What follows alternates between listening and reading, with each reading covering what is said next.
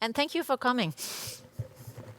Normally I would go around and say welcome to each of you, but since I'm without a mask and I have my microphone, I'm just going to stay up here to make you feel safe. So we're just going to go ahead. There's a few more minutes. If you're like me, perhaps you went down on the show floor to check where the speak was about, but it's up here. So thank you. I'm going to talk about online meetings. And my name is Maj-Britt Sandberg, and I'm from Copenhagen. And unfortunately, we're here again. We have to get used to the online meetings. And it seems like we might be getting used to them, and we might be happy to have them as a supplement for the live meetings. I'm just going to do, you can do Slido. If you want to, you can use Slido, but also I'm just going to start by asking you to raise your hands. On a scale of 1 to 5, what is your impression and what is your advantages? What do you think is the best, online or physical? But we're going to do what is the best thing about online meetings, and we're going to do a little bit. I'm going to try to interact with you. Also, if you have questions, there's a microphone right there in the middle. But also, I might be able to ask you, and I could ask you, sir. Where are you from? Can we hear you? I'm from Munich. From Munich? Yes. Yeah. Can you hear me? I can hear. Can you hear him? Yeah. So, sir from Munich, yes. Do you love online meetings? It depends how they are structured. It depends on how they're structured. What is the one good thing about online meetings? You know what I like about it is actually, most of the time you prepare the meetings in a different way, so you know exactly what it is about, what the goal is, and the participants who are there have part in it. And if you use the right tools, like for example Miro or something, yeah. You have thousands of templates you can use to work exactly towards an idea, and it helps you to get more structured. Exactly. Get to a good point faster. Exactly, get you to a good point faster, because here, what I'm here today is talk about the advantages of online meetings. I'm not going to talk about the barriers. I'm talking about how we can make online meetings work. And one of the things is actually make it easy for the participants. Make it easy for them to participate. And today what I'm going to do, I'm going to delve in 2 slides about my theory, and then I'm going to open my digital toolbox for you for some of the tools that I will use.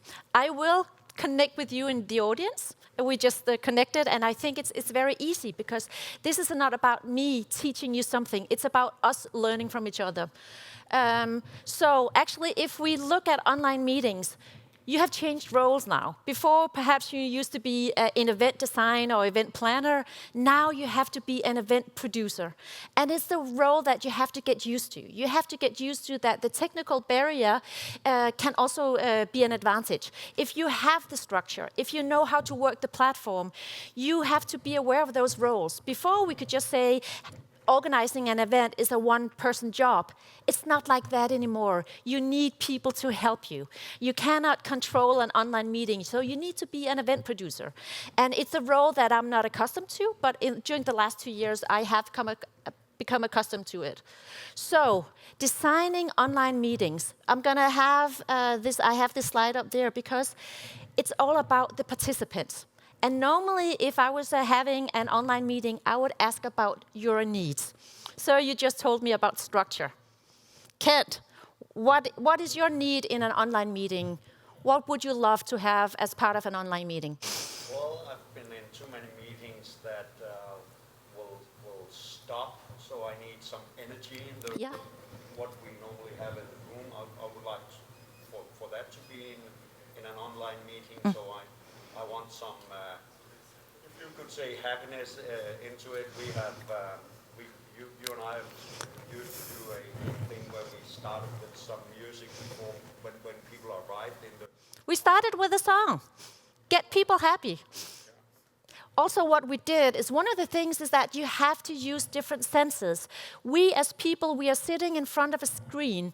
Now you're sitting in front of me. No, I have actually asked if we could do this a little bit more interactive. We're not allowed. And of course, being COVID safe and everything, you're at your seat, but I hope I can energize you, because I would have started with a song. Normally, also what you could do is that we also did a quiz. We did a quiz, we did a comeback kit quiz. We gave them a Spotify playlist. So what we would do is that we would encourage people to, before the meeting, they could just listen to their favorite on Spotify. Creating that energy is important because otherwise you just come. Normally when we have this physical meeting, we get each other energized. We welcome each other. Also, you know, you push the button and nobody says anything. Or if you start a dialogue, you don't know who's supposed to talk. So that's really, really difficult. So you have to use different senses. Normally when I have meetings and I look at the needs, I ask the participant, what is your biggest challenge? What keeps you up at night? And most often, if they ask me, and they could be by Slido, I would provide them with podcasts, how to solve their problems. I would look up online articles that I could send. So there's a lot of things that you can do, but you need to use the different senses. We cannot just focus on speech alone, because that makes us a little bit tired. If we look at defining what the problems are that online meetings often are one-dimensional. If I'm sure I'm going to ask you if you tried this before. At my own organization, MPI, we were talking about innovation. And I was so much looking forward to it. And they had this innovation expert. What happened was 45-minute talk with an expert. We couldn't communicate. We couldn't interact. There was nothing. So after a few minutes, I actually put it on mute. I started tapping on my phone. I started looking at Instagram or Facebook because I simply lost the interest. It wasn't that he wasn't interesting, but it wasn't captive enough. So does any of you know this idea that the online meetings, they get kind of boring after 10 minutes? Yeah, you do. What were they supposed to do, or what could they have done? Well, they could have started with like an interview. 2 people sitting down, asking questions. Are there any questions? Asking him, telling him a little bit about the stories. Perhaps putting in a video about him and his real life or real innovation that he has actually made. So we need to make it interactive, because otherwise, online meetings, we could just have the TED Talks. TED Talks, 18-minute long, they tell us everything we need. So challenge assumptions and create ideas. Like I spoke to Ken about before, it's about creating a podcast. At the end of the presentation, I will have a QR code. And if you register it, I will also send you a QR code with all the ideas that I have written so you can use them with all the links. So you can use the active links afterwards after the presentation. So that's another idea. We have this online format. Perhaps you don't need the ideas that I give you right at this second, but perhaps you'll need them in a week, and then you can go back and collect them. Because online meeting is a really, really good idea of collecting knowledge. It's great. Look at us. We have so much knowledge in the room. If you were online, we could actually sit and chat. We could collaborate on different things much better than we can actually do physical. Some of the challenges come when we want to connect, when we want to have a dialogue, when we want to look each other in the eyes and create the energy. That's where the problem comes. So prototyping, test it. Please, please test everything you want to try out, because sometimes there's a technical glitch, sometimes the Wi-Fi won't work. So with online meetings, in order to make sure that the technical barrier works for you, is that you have to test it and you have to try it out before you do it. With a regular meeting, it's no problem if the slide doesn't work. But in an online meeting, if the slide doesn't work or the video is not clear, is not fast enough, people lose attention. So, first of all, it was prototyping, make the prototype and test it. So also, I have one model that I use for all my meetings, and it's a very easy model. It's a learning model. I have a background in learning design. So what I do when I create meetings, I have, because it's about cognitive, it's about your brain. We need to activate that brain. So this one model kind of captures everything you need to know. So the A is for attention. You need engagement and you need an active brain. So all the time you need to think. Every 10 minutes you need to do something different. G is to generate connection. Involve more senses, like I said.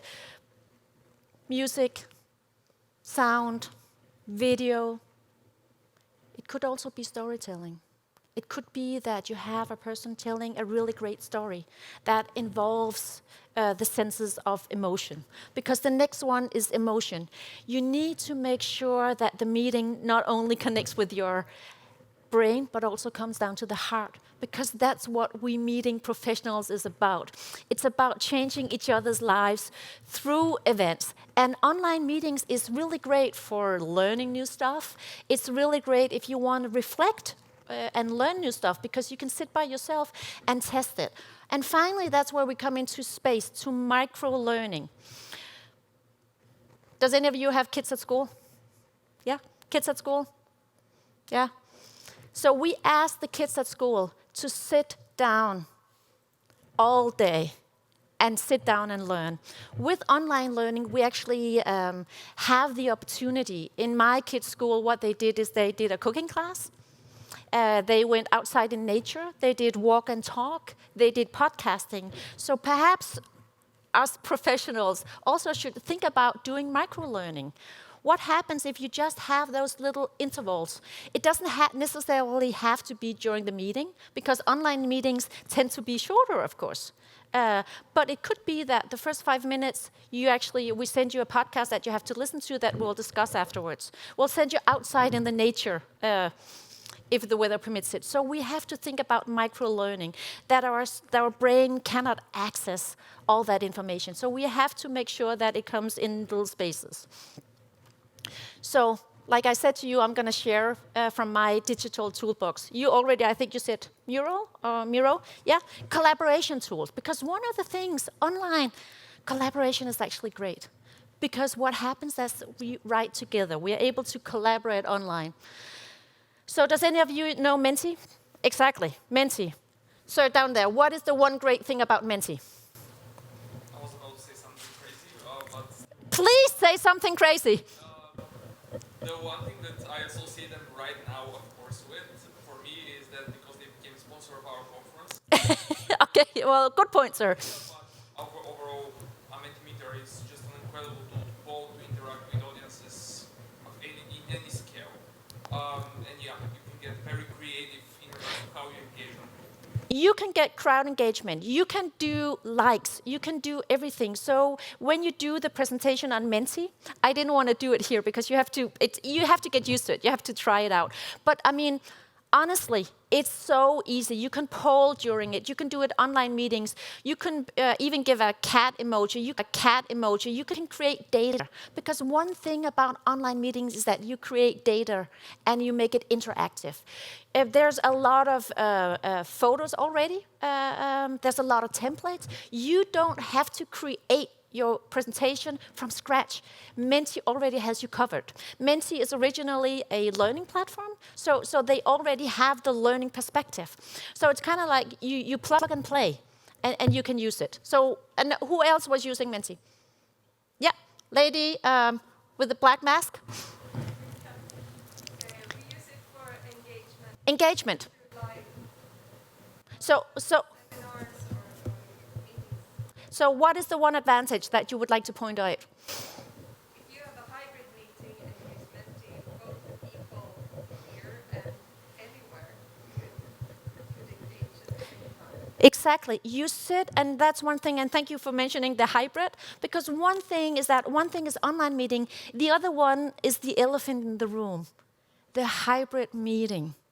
I mean, what is it? It's good because that's what we're going to get used to. I mean, I can't attend IBTM. Could I attend from home? Of course you can, but that means that you have to have tools where you can engage, also where you can write questions and where all the participants are on the same level. And that's why you have to have something like Mentee. Also, it's less stressful for you because they already have a lot of presentations, so you already have the templates, and they already have a lot of photos that are copyright free, so you can use them. So that's one good thing. Padlet. Does any of you know Padlet? Paula. Yeah, I used it in an online course. Online course. So Padlet is a live collaboration tool. The one good thing about Padlet is that if we were to go online now, actually I've put the link up here. I'm going to show it to you. That's what one thing is that if we go into a breakout room, and I want you to collaborate on creating some new knowledge, what I would go if I was on Zoom, I would ask you, I would give you the code, the link or the QR code, and in each breakout room you would have group 1, group 2, group 3. What I would ask you to do is I would give you a question, a problem that needed to be solved, something that you needed to discuss. What you could do in the groups, each you're in the groups and you will write down. Everybody has real-time interaction. So me as a moderator, what I can do, I'm sitting out at Zoom and I can see the groups. I can see what is being written. There's perhaps 20 groups. I can tell that in group number 4, nothing is happening. So from Zoom, I will enter the group 4 and say, hey, guys, what are we talking about? And they're like, we kind of got stuck. We don't know what to do. I will help them because we can see what is going on at the same time. When we come back into the regular meeting where we're all together, what happens is that we have some real-time data sharing. We have knowledge sharing. So Padlet you can use. We don't have to go back to what did they talk about in group 1, 2, 3. Everybody can tell. You can see what happened. Then what we can do is that we will ask them to put comments. What we'll do is that we'll ask them to like the comments, and then we can move on. So imagine you have a document from a meeting that at the end of the meeting you already have a summary of what I've talked. You can even vote and make a real document. What was the top 3 takeaways? Imagine what, if we were at a regular meeting, we couldn't do that. People would talk. That's one of the things about regular meetings is that we talk about a lot of things. That's why people hate ideation sessions, because we'll put things on a post-it. What happens to these post-it? Actually, with Padlet, you can just put it on a post-it and actually convert it into text. So what happens with Padlet is a collaboration tool that's free, that you can actually use for many groups, and that you can use as a white paper after the session. So it's much easier for me when I facilitate that I go out and check what did they say in each of the documents. And like I said, some of these are being developed because we see it in a lot of organizations that they use it. So that's the one thing good thing about online meetings, that all these Mural, Padlet, everything, we see development right now. They get a lot of cash in funds. So Padlet is something that we use quite a lot. When I took my photo, when I made the presentation, I just gave them access to my photo. So it could also be a way of presenting yourself. So sometimes when I do Padlet, I asked them to go into the groups, put on a photo of themselves, and when they come back, if we're in our online course, I ask them to introduce themselves. So we have a photo, we have a little bit about each participant. So at the end of the session, we will have a complete visual document who attended the meeting. What did they say? What is the one thing that kept them up at night? So you can also use Padlet to get to know each other. Twine. That's a networking. Why do we attend meetings? We want to learn something new and we want to connect with people. Has any of you used Twine? Okay, I'm going to go to that, sure. Twine. What is the one good thing about Twine? Serendipitous networking.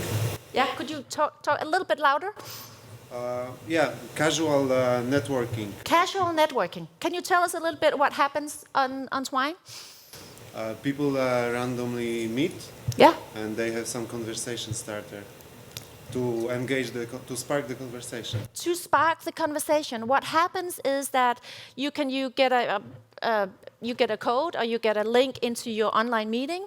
You go onto the Twine platform. Randomly, they put you together. As an organizer, you have the chance to put in questions. Because as we know, to spark conversations, to have a question or two always makes it a little bit easier. So what will happen is that they will give you a question.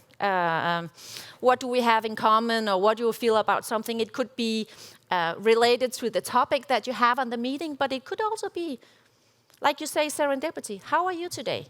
So let's get the conversation started. What happens is that you can see the question 1 of 4. You can actually switch between the questions. And as we say, foster camaraderie and connection. It's free for the first 250 participants. So it's also very good if you have a networking. And I could imagine that, Paula, you did it as a networking event. Yeah? So what happened? Well, I was only on a trial, but I've been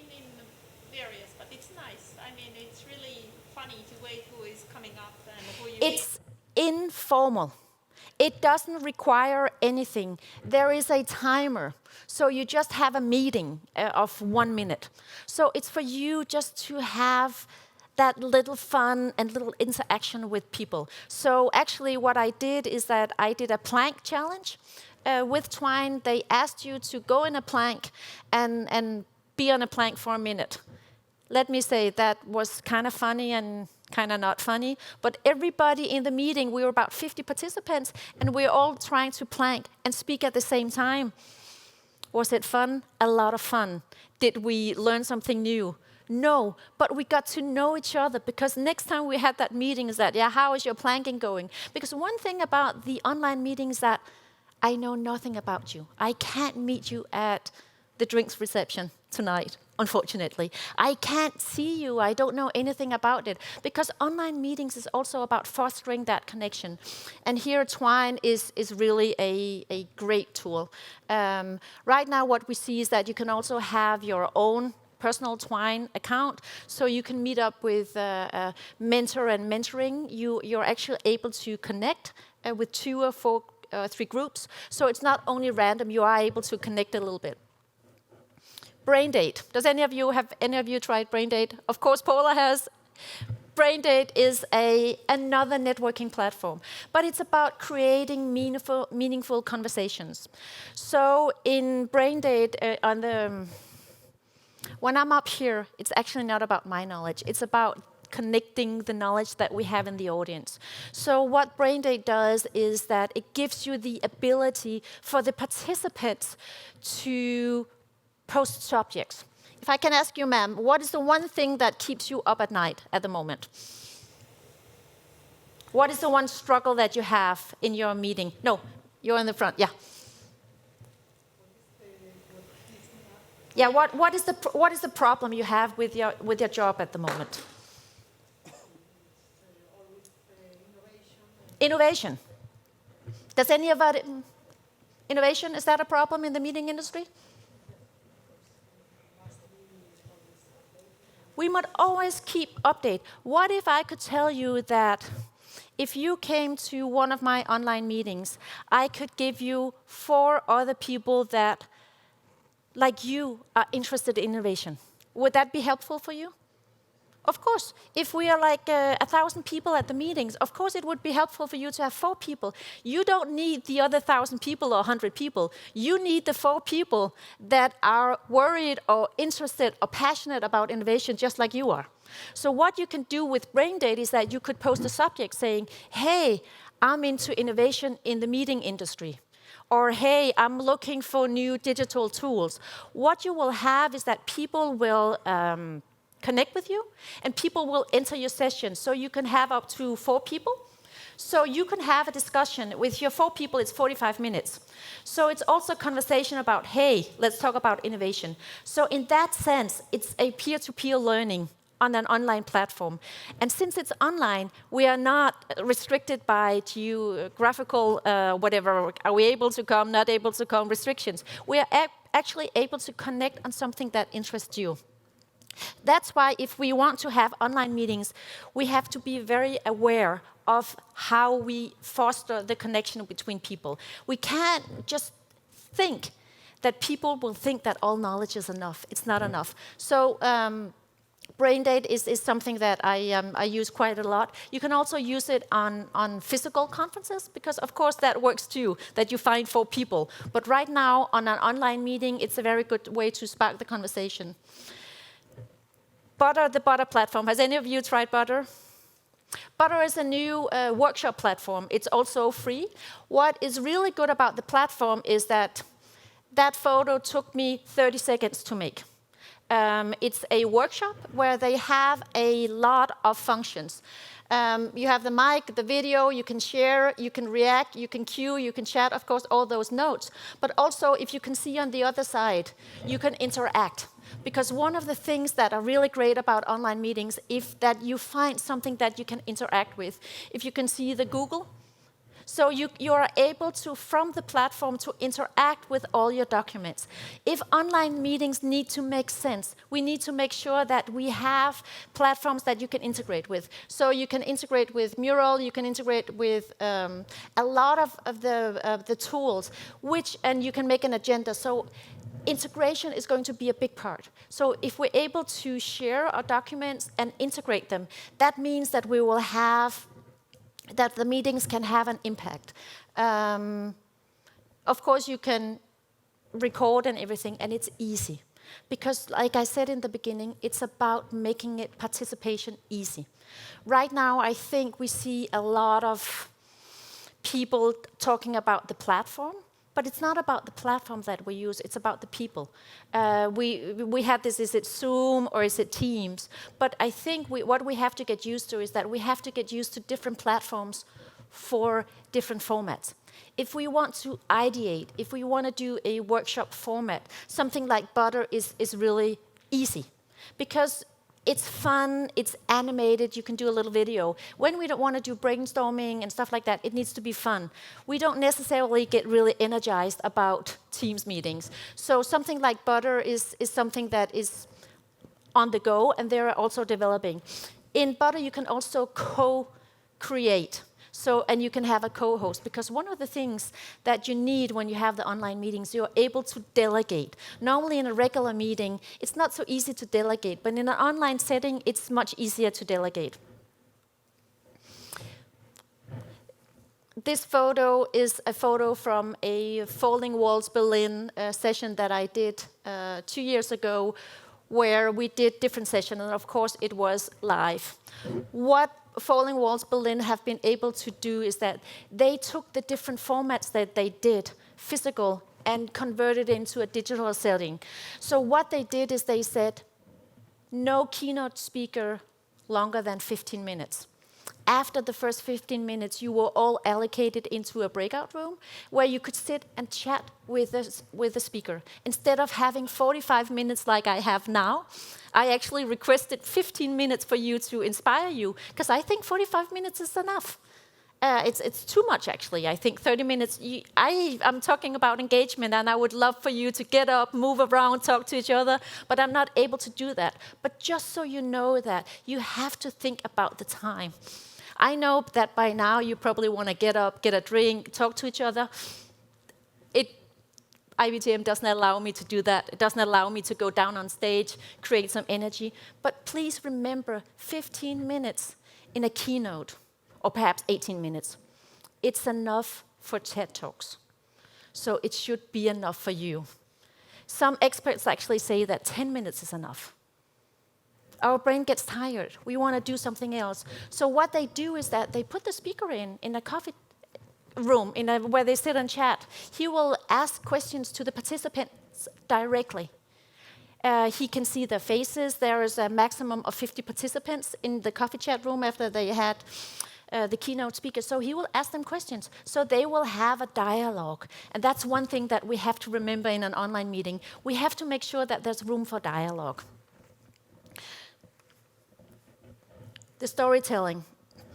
This photo is actually from a very engaging session that I did with EMAC. It's an MPI organization. It's the signature event of the year. And in 2017, what they did is they designed learning journeys that you actually engage in a journey that you have an interest in. For me, it was leadership. So instead of going to a conference, instead of going inside the conference room, they put us in buses from the morning, and they sent me to the Rotterdam Zoo. For what? For talking about leadership. Because monkeys and all the sorts of gorillas, they actually have a pretty defined leadership. So what happened is that they took us out of the meeting, and they put us into the zoo. One of the meeting designs that I'm doing right now is actually we're trying to have online meetings in different locations. We don't have to have them in a studio. What we're doing right now is that I'm trying with a client to design learning journeys online, meaning that we will try to get them to the zoo to talk about leadership, we'll try to get them into a theater to talk about online presence. So what we will do is that we will record the meetings in different settings. Why is it that we have to have a studio? Even though if we have a studio and it's professional, it gets tiresome. What we can do with the technology that we have now, and we have the camera and everything, is make sure to take the meeting out of the setting. We have to make sure that the participants get engaged. If we were at the Rotterdam Zoo, we can go and look at the monkeys, how they react. We could do the storytelling. So we have to remember, we have to tell them stories, but we have to make sure that even if they are in front of their computer, we don't have to be. We can do whatever we want. What is the biggest problem? The problem is if people think that it's finances. But let's be honest. Has any of you done really big online conferences in a studio? Yeah. So one thing, it's expensive, isn't it? It's a lot of, because you need AV guys, you need video guys, you need sound guys, you need to have, you need to test, you need to have scripts, you have to everything, because people want it to be perfect. People want it to make sure that everything, every little detail is perfect. My experience is that we don't look for perfection. We look for an experience. We want to be wowed. And if I told you that I can take you behind the scenes of the Rotterdam Zoo, or perhaps even at the Tour de France, or whatever, I can take you inside that event. And that is one thing that is actually possible online. We can go behind the scenes. We can take a journey with them. We can see what happens, and then we can talk about what happened, and we can feel that we're present. I participated in a C2 conference, which was in Montreal, and I was able to be a part of the sunset. I was able to have the DJ feeling. I was able to have a cooking class with one of the French master chefs, and they told me beforehand, you know, go buy all the ingredients. So I was part of the experience, and that's one thing that we don't have to restrict ourselves on perfection. I think imperfection actually makes you laugh. We have to think about how do we connect. Sometimes with thousands of people, we can't connect, we can't have that dialogue, but we can put them together with something that interests them. In your idea, it was innovation. In my, it's cooking. I love to cook. So being able to cook with some chefs and other people, and afterwards people were really engaged. They showed photos of what they made, of the food that they made, and made little jokes. So what we have to remember, we have to connect with people with an online or physical setting. Right now, with this setting, it reminds me of 1995. If we look at the conference setting that I've invited you into, 20 years ago, it was still the same.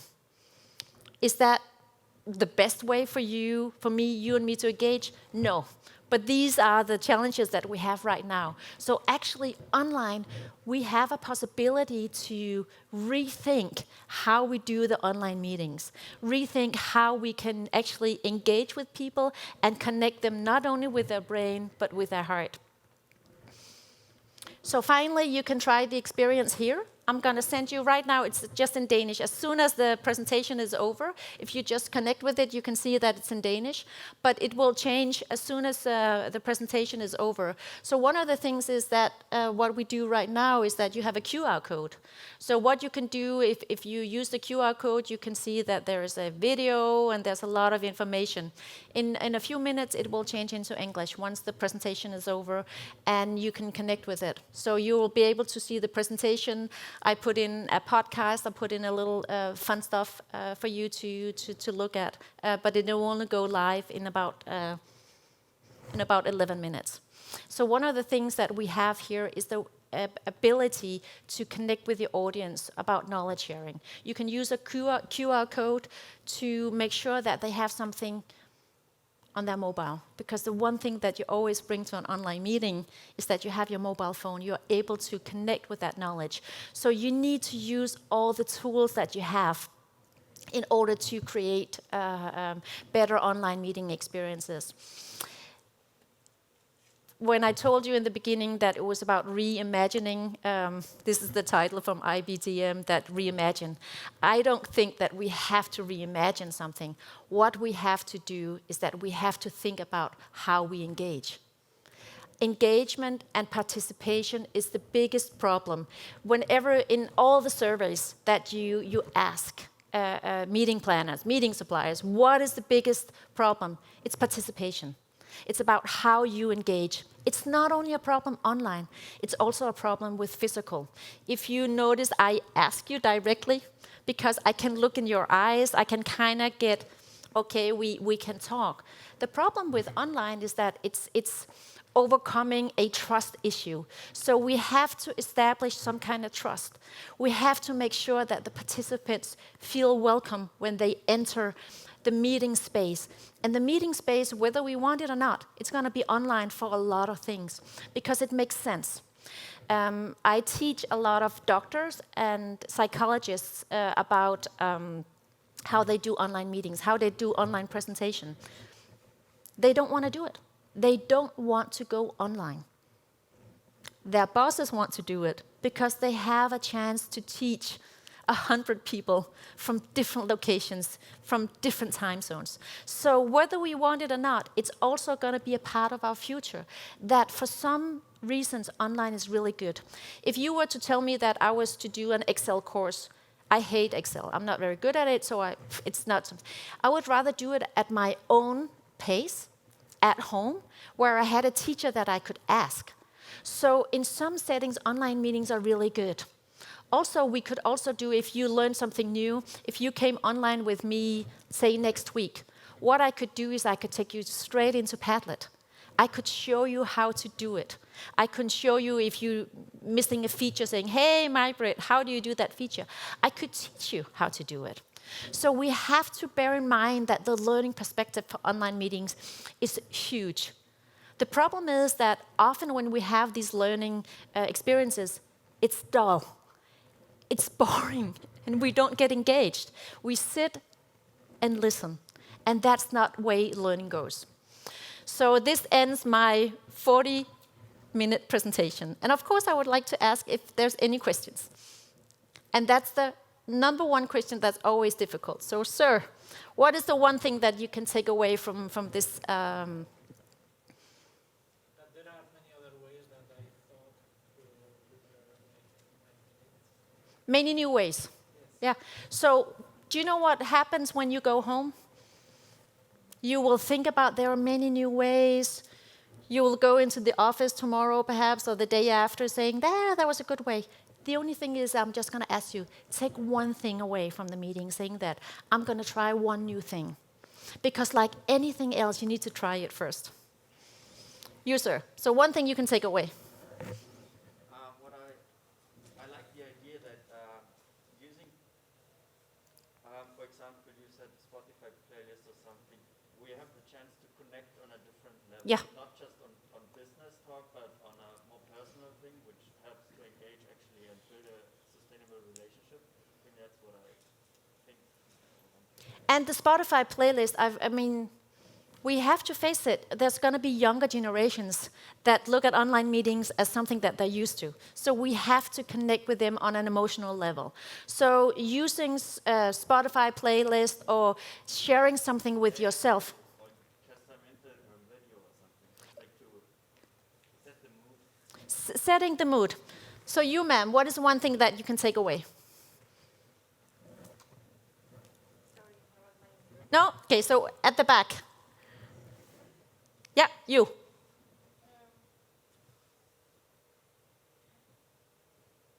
Yeah, something just to distract you from where your meeting is about. Just really something else, like. A distraction, actually, I think that's a really good word. We need a distraction. Our brains need something else. What we do is that, and thank you, we need a distraction, because otherwise we get bored. So no matter how we want it, we need to be distracted. You, ma'am. I was actually wondering, how do you pick the tool that you want to use for a specific meeting? You use a lot of Moodle, Yeah. you mentioned Padlet. Why should I pick this one instead of another? Thank you for that question. The reason why I use Padlet is because it's easy. I think with Mural and Miro, it's more difficult actually than you think. I've tried to use it in different workshops, and I find that a lot of people, they don't use it because it's very technical. So if something is very technical, people tend to shy back from it. Padlet is very easy. Yeah, it is the same level. So for me, it's not about, well, it is about, I think, the usability. Like I said in the beginning, it has to be easy for the participants to use. One other thing is that normally if I introduce something and we have like 10 or 12 different groups, I send some material to each of the group and I try to select some 4 chairpersons in the beginning, so for them to prepare. Because it's not easy to use online tools, but it's worth it. And people will shy away. Also, people will shy away sometimes when you tell them, we'll go into breakout rooms. Because what happens? If they know that they have to be in a breakout room and they have to do some work, they will disappear. They will never come back to the meeting. So you start a meeting with 120 participants. When you're ready, there's 40. If you don't keep them engaged, they will be gone. They don't say goodbye. They don't say anything. They're gone. So that is the one thing you can't plan for anything. So you need flexible tools that you can use with. Normally for you to get up and leave during a presentation, if we have a meeting, not this presentation, if you're meeting, it would be considered rude. Online meetings, you're gone. You're bored, you know, I don't want to be a part of it. It's a good thing for you because it keeps you on your toes. You need to make sure that you're constantly trying out new things. Another thing is that if you don't try out new things, I mean, you might not be able to engage with your audience on a level that you connect with them. Right now, perhaps we're looking into perhaps a very dark winter. So if you just tell them we're going to do another Zoom call or we're going to do another Teams meeting, people don't, they don't want to participate. Especially all the tools that I've collected today are free. Because I think if you take on tools that you have to pay for, that kind of, puts on challenges. Also, what we have to do is that use QR codes more, use the free versions of all the platforms that you can use. But in the beginning, you remember I told you you have to be an event producer? You have to be. You can't go in. Normally, we thought that it was stressful organizing meetings. We had to make sure that the tag was running, everything. Now it's on a totally different level. We have to make sure that we have everything in form, and that's why we have to prepare. The good thing about it is that what I see is that the level of knowledge sharing when you use these tools is much higher than regular meetings. The level of interaction, if you make sure that you know something about, like I'm going to use you again, ma'am, innovation. If you put innovation as part of your passions, when you registered for the online meeting, I would put you in breakout rooms with people that are interested in innovation. So that gives me a chance to segment, either by interest or by passion. It could be running. It could be, I know Kent is an avid runner. If we put you in and saying that you are all runners, immediately that would spark the conversation. So we need to make sure that we have a knowledge about the people that we have in our meetings. And fortunately, with the registration systems that we have right now, we can use them. We rarely do. If you look at IBTM, what do they ask us about? Our name and where we come from. Why? Why don't they ask us, what is the one thing that you're passionate about? Ask me about something else. So we need to make sure that it's personalized. We need to make sure that it's personal for you and you and you and you. And that requires a lot of planning. And it requires that we have to rethink how we interact with the people. If you had come to my meeting, I would have sent you like the podcast before. When you leave, you will be from the QR code that you get out, then when you were scanned, we're going to send you a QR code so I can prolong the experience. I can give you the experience back. I'm going to give you all the tools that I just showed you. So that sense it's not something that we can only use for online. We can also use it for physical meetings. But we have to rethink how we do meetings. If we don't leave the participant richer or more knowledgeable or inspired or passionate than before they came, perhaps we have to think about why are we meeting at all. So I'm hoping that you can take some of the tools with you. Hopefully you will find tools that you can use yourself. I can tell you that there is a platform of tools out there that are just waiting for you to try them out. And like me, 2 years ago, I was like I had a little bit fear of the digital because I'm not a technical person. So don't think that I'm standing up here showing you, yeah, I got the hang of it. I didn't. I'm a facilitator, so I facilitated physical conferences. But I just realized that having meetings, you have to interact and engage with your participants. So thank you for coming. I hope you will have a great day at IBTM.